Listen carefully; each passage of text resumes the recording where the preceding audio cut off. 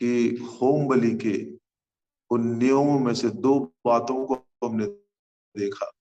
बलि पशु की हड्डियों में से एक भी ना तोड़ा जाए, और दूसरा, वेदी के सींगों पर उस लहू की छाप को लगाने के बाद बचा हुआ वो शेष लहू वेदी के नीचे डाल दिया जाए।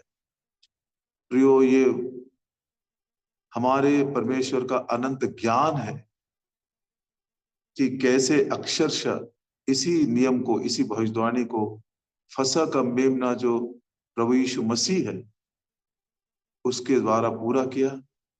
और वो फसह का पर्व आज यहूदी लोग मनाते हैं, लेकिन सारी दुनिया में जितनों ने प्रभु यीशु मसीह के नाम पर विश्वास किए उनको स्वतंत्रता मिली, आजादी मिली, उद्धार मिला, नया जीवन मिला, मुक्ति मिली, बंधनों से छुटकारा मिला।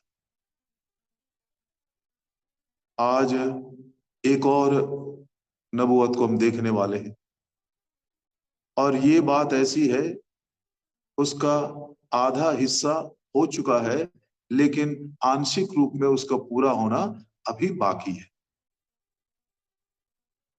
प्रथम पुनरुत्थान के बाद 7 सालों में यह भविष्यवाणी पूरी हो जाएगी। कौन सी वो है? यूहन्ना सुसमाचार और उसका 19 अध्याय 37 वचन, John's gospel chapter 19 and verse 37। फिर एक और स्थान पर यह लिखा है, जिसे उन्होंने बेधा है उस पर वे दृष्टि करेंगे। कल हमने देखा प्रभु यीशु मसीह पहले से ही अपने प्राण को त्याग दिए थे, अपने पिता के हाथों में सौंप दिए थे।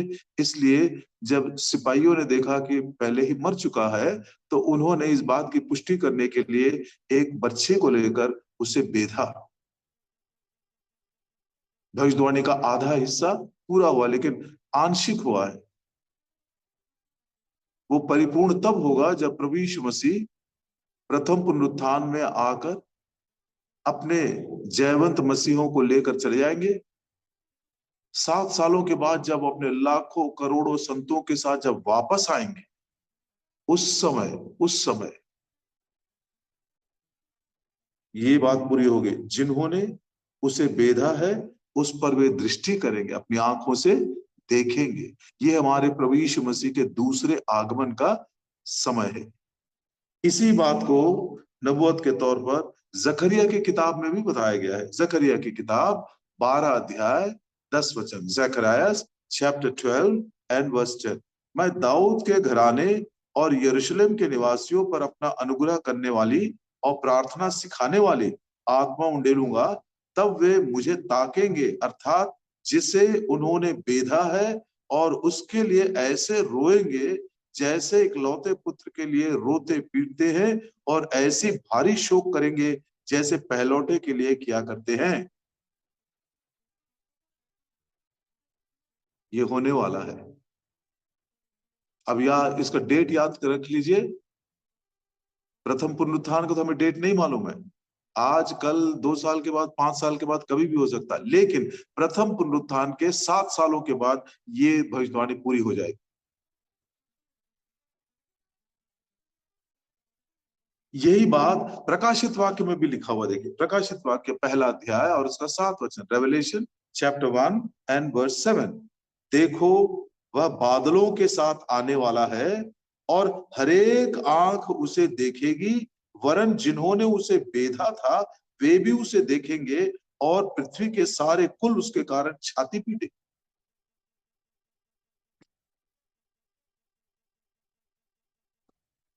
ये भविष्यवाणी जो अभी आंशिक रूप में पूरा हुआ है, अब पूरा होने वाला है। कब होगा ये हमको पता भी नहीं समय का, लेकिन आज इस भविष्यवाणी से हम क्या सीखते हैं, ये असल बात है।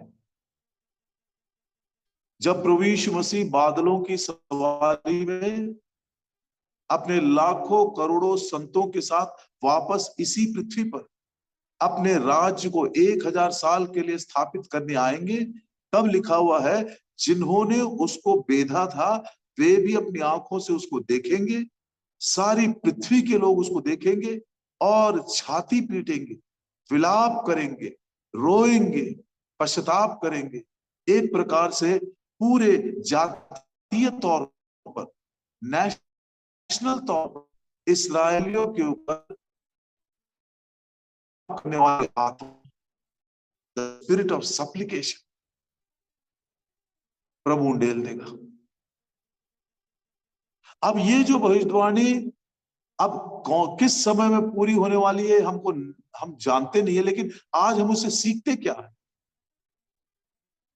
उस समय जब वो देखेंगे तो शोक करेंगे, विलाप करेंगे, छाती पीटेंगे, रोएंगे, पश्चाताप करेंगे। अरे जिसको हमने बेधा था, जिसको हमने तिरस्कार किया था, जिसको हमने इनकार किया था, काश हम उसको ग्रहण किए होते, काश हमारी अंधी आंखें खुल गई होती, काश हम उसको पहचान सकते थे कि ये हमारा उद्धार करता है, ये परमेश्वर का पुत्र जो हमारे लिए मनुष्य रूप धारण करके आया। पौलुस कहता हर एक घुटना उसके सामने टिकेगा, हर एक मुंह ये कबूल करेगा तू ही प्रभु है, तू ही मसीह। लेकिन उस समय तक करोड़ों करोड़ों लोग इस दुनिया को छोड़ दिए। लेकिन इसी विचार को जब हम समझने की कोशिश करते हैं कि ये भविष्यवाणी जो आंशिक रूप में पूरा हुआ है और उसका पूरा होना अभी बाकी है, तो आज हमको क्या पाठ मिलता है। उसी क्रूस घातित मसीह को 2000 साल पहले कुछ लोगों ने देखा था। बर्छी से बेधे हुए प्रभु यीशु मसीह को लोगों ने देखा था, जिसके हाथ और जिसके पैरों में कीले ठोक दिए थे उसको उन्होंने देखा था। और देखने के बाद उनका प्रत्युत्तर क्या था और उससे हम क्या पाठ सीखते हैं। आइए उन 3 संदर्भों को देखना चाहते हैं। लू का सुसमाचार और उसका 23 अध्याय, chapter 23, Luke's gospel chapter 23 versus 47, 48, 49, 47, 48 और 49 में ये 3 प्रकार के लोगों को हम देखते हैं। सूबेदार ने जो कुछ हुआ था देख कर, अभी तक प्रभु यीशु मसीह क्रूस से उतरे नहीं है, क्रूस पर ही है। क्रूस घातित मसीह को इन्होंने देखा और देखने के बाद क्या उनका प्रत्युत्तर था। सूबेदार ने जो कुछ हुआ था देखकर परमेश्वर की बड़ाई की और कहा निश्चय ये मनुष्य धर्मी था। मैथ्यू 27 एंड वर्स 54, मत्ती सुसमाचार 27 अध्याय और उसका 54 वचन। Matthew's gospel chapter 27 and verse 54, Matti सुसमाचार में इसी सूबेदार के बारे में लिखा हुआ है कि सचमुच ये परमेश्वर का पुत्र था। सचमुच ये परमेश्वर का पुत्र था, परमेश्वर का पुत्र जिसने मुझसे प्रेम किया और मेरे लिए अपने आप को दे दिया। कौन है ये? एक अन्य जाति है, रोमी सूबेदार है वो। एक रोमी के लिए कैसर ही उनका परमेश्वर है, कैसर ही उनका राजा है। ध्यान दीजिएगा, कैसर ही उनका परमेश्वर है, कैसर ही उनका राजा है। लेकिन जब उसने उस क्रूस घातित मसीह को देखा, उसके जीवन में इतना बड़ा परिवर्तन आ गया कि वो ऊंची आवाज से सबों के सामने चिल्लाकर इस बात को कबूल किया, ये परमेश्वर का पुत्र है, यही मेरा परमेश्वर है। आज तक मैं कैसर को मान रहा था, लेकिन ये मेरा परमेश्वर है। और जैसे क्रूस के पट्टी के ऊपर लिखा हुआ था यहूदियों का राजा यीशु का नासरी है, ये केवल यहूदियों का राजा नहीं, ये मेरा भी राजा है, ये मेरा परमेश्वर है और ये मेरा राजा है। दूसरे शब्दों में प्रियो, उसने अपने जीवन को एक जीवता बलिदान करके चढ़ा दिया सबके साथ। उसको अब किसी बात की परवाह नहीं, सच्चा परमेश्वर को मैंने पा लिया, मेरे जीवन के राजा को, मेरे हृदय के राजा को मैंने आज पा लिया है। उसने अपना समूचा जीवन एक लिविंग सैक्रिफाइस के समान, जीवित बलिदान के समान सबके सामने सौंप दिया। क्या उसको जीने का डर नहीं था? क्या उसको मरने का डर नहीं था? नहीं, सच्चा परमेश्वर, सच्चा राजा आज उसको उसने पा लिया है। तो उसने अपने ना केवल एक ये क्या बोले, ये पृथ्वी पर का, लेकिन सदा काल के लिए उसने अपने आप को एक जीवता बलिदान करके सौंप दिया। क्या आपने इस बात को महसूस किया है कि प्रभु यीशु मसीह ही एकमात्र आपका परमेश्वर है, वही एकमात्र आपके हृदय का राजा है? इस बात को क्या आप ऊंची आवाज से कबूल करके अपने समूचे जीवन को एक जीवता बलिदान, लिविंग सैक्रिफाइस के समान प्रभु यीशु मसीह को सौंप देने के लिए तैयार? दूसरा झुंड देखिए, उन्होंने भी देखा। Luke's gospel chapter 23 and verse 48, Luke का सुसमाचार 23 अध्याय और उसका 48 वचन। भीड़ जो देखने के इकट्ठा हुई थी, इस घटना को देखकर छाती पीटती हुई लौट। छाती पीटेंगे, रोएंगे, विलाप करेंगे, शोक करेंगे, लेकिन कितने दुख की बात है, थोड़ी देर के लिए उनके आंखों में आंसू तो था, लेकिन वो मुड़कर वापस चले गए। शायद कुछ लोग अपने घर चले गए होंगे, कुछ लोग शायद अपने वापस अपने ही धर्म की बातों को पालने के लिए या धर्म के उस पर्वों को मानने के लिए चले गए।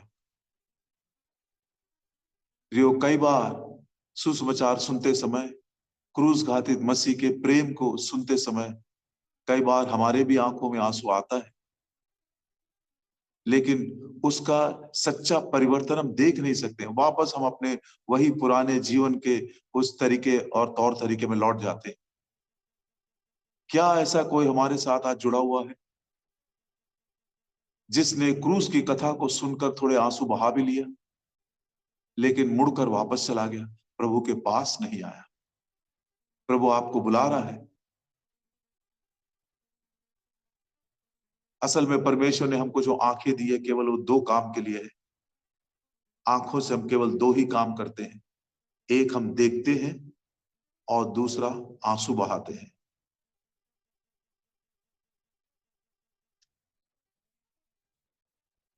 लेकिन कभी कभी अंग्रेजी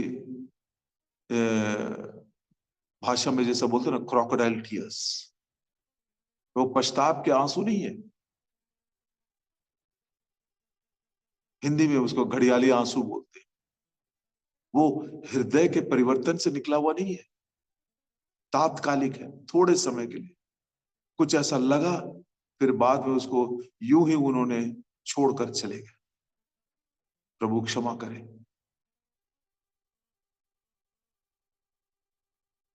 यदि हम सचमुच में छाती पीट रहे हैं, पछताव कर रहे हैं, तो स्थायी रूप से, परमानेंटली एक परिवर्तन हमारे जीवन में आ सके। एक तीसरा झुंड हम देखते हैं, लूका 23 अध्याय और उसका 49, लूक्स गॉस्पेल चैप्टर 23 वर्स 49। पर उसके बाद जान पहचान और जो स्त्रियां गलील से उसके साथ आई थी, दूर खड़ी हुई ये सब देख रही थी। मनुष्य होने के नाते थोड़ा मन में डर था। दूर खड़े होकर कुछ स्त्रियां जो उसके सेवा के दिनों में उसके साथ साथ चलती थी, अपने संपत्ति के द्वारा जो उसकी सेवा करती थी, वे स्त्रियां कमजोर है, निर्बल है, दुर्बल है, दूर खड़ी होकर सब कुछ देख रहे थे। लेकिन जब समय आया, जो दृश्य को उन्होंने देखा, क्रूस घातित मसीह के उस बलिदान को जब उन्होंने देखा, तो उनका प्रत्युत्तर कैसे था? बड़ा सुंदर सा ये विचार है, समय निकालकर मनन करने के लिए योग्य विषय है ये। बहुत सारे अनमोल बातों को सीखने का विषय है ये। पहला झुंड हमने देखा, एक सूबेदार था, अन्य जातियों में से था, उसने क्रूस घातित मसीह को देखा और देखकर उसने अपने हृदय के विश्वास को कबूल किया और अपने समूचे जीवन को एक बलिदान के रूप में, लिविंग सैक्रिफाइस के रूप में दे दिया।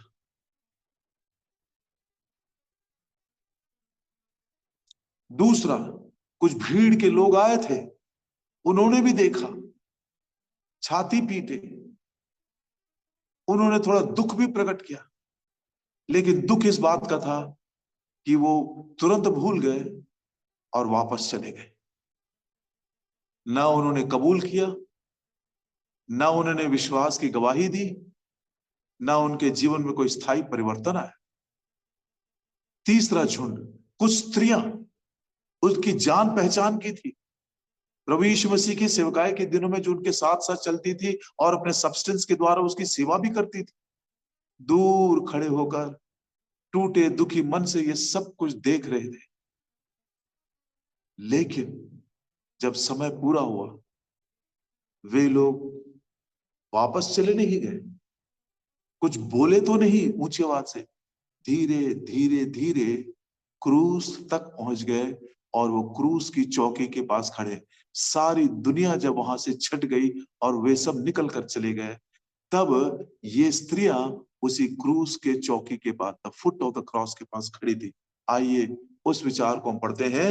यूहन्ना सुसमाचार उसका 19 अध्याय, आयतें हैं 23, 24 और 25, 25, 26 और 27। John's gospel chapter 19 verses 25, 26 and 27. John's Gospel chapter 25, chapter 19 verses 25, 26, 27 पढ़ता हूं मैं।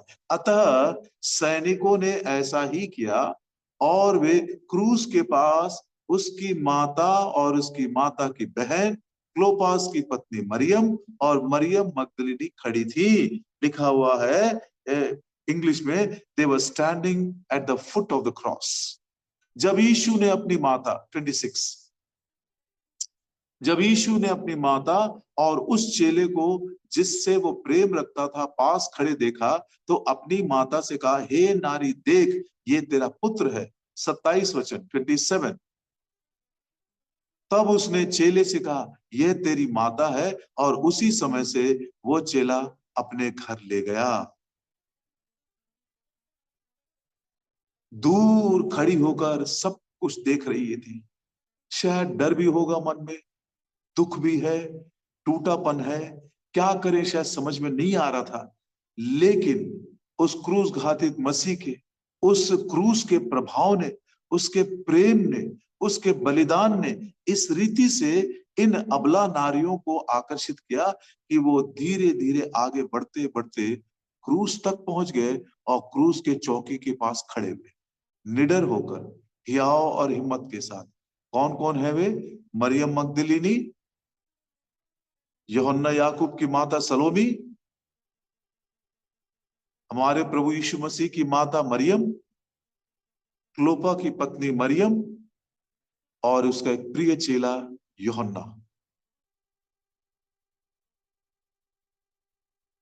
पांचों से हम पूछना चाहते हैं, आपने क्या देखा और ये क्रूस घातित मसीह आपके लिए क्या है?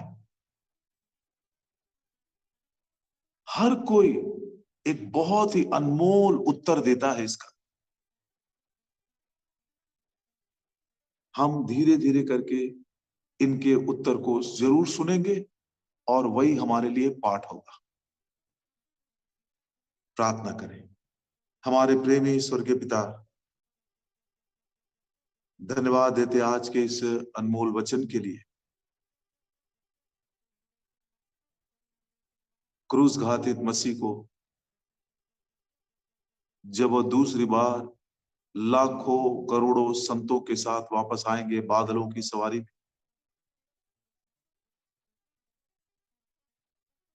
सारी पृथ्वी उसको देखेगी। जिन्होंने उसको बेधा था वे भी उसको देखेंगे, शोक करेंगे, विलाप करेंगे, छाती पीटेंगे, पछताव करेंगे, आंसू बहाएंगे। प्रभु जी, ये भविष्यवाणी आंशिक रूप में पूरा हुआ है, लेकिन उसका पूरा होना अभी और बाकी है। लेकिन इसी से हम आज पाठ सीखते हैं। क्रूस घातित मसीह को कुछ लोगों ने देखा था, उनके प्रत्युत्तर के द्वारा हमको अनमोल पाठ सीखने को मिलते हैं। हम केवल सुनने वाले नहीं, आंसू बहाने वाले नहीं। प्रभु यीशु ने कहा, हे यरूशलेम की बेटियों, मेरे लिए आंसू मत बहाओ। कुछ लोग थे, उन्होंने देखा, छाती पीटा, वापस लौट कर चले गए। कोई परिवर्तन जीवन में नहीं था। लेकिन सूबेदार के जीवन में अद्भुत परिवर्तन। निडर होकर उसने उस दिन कबूल कर लिया, कैसर मेरा परमेश्वर नहीं है, कैसर मेरा राजा नहीं है, ये प्रभु यीशु मसीह सचमुच में यही मेरा परमेश्वर है, मेरा राजा है। अपने जीवन को एक जीवता बलिदान करके उसने चढ़ा दिया। कुछ स्त्रियां दूर से देख रही थी, लेकिन समय पूरा हुआ, क्रूस की शक्ति जब उनके अंदर काम की, बढ़ते बढ़ते क्रूस के चौकी के पास आ गए। प्रभु जी उनके उत्तर को सुनकर हम इन पाठ को सीखना चाहते, हमारी अगुवाई कर। इस वचन की रक्षा के लिए आपसे विनती और प्रार्थना प्रभु यीशु मसीह के नाम में मांगते, आमीन। जय मसीह की सभी भाइयों बहनों को जय मसीह। Praise the Lord. जय मसीह। जय मसीह। जय मसीह। जय मसीह की सभी भाई बहनों को जय मसीह की। जय मसीह की जॉर्जिना मम्मी, जेकब ब्रदर जय मसीह की। जय मसीह सभी भाई बहनों को जय मसीह की। जय मसीह की भाई बहनों को जय मसीह की। Praise the Lord. Praise the Lord. जय मसीह की सभी भाई बहनों को। God bless you everyone.